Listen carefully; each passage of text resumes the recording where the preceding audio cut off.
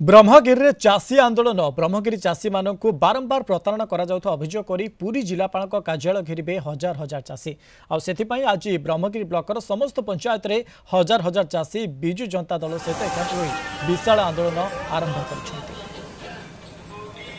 ब्रह्मगिरी चाषीकूल राजरास्ता जो सरकार गोटे वर्ष तले प्रतिश्रुति देते ओडिशार चाषीकूल को जे आमे समस्त बड़का धान चाषीर किणबू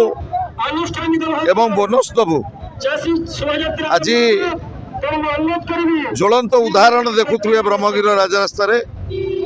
हजार हजार चाषी आमे जाऊँ जिलापाल को दाबीपत्र दवापाई जो माने चाषी माने प्राथमिक सेवा समवाय समिति रे रेजिस्ट्रेशन करथिले धान बिक्री करने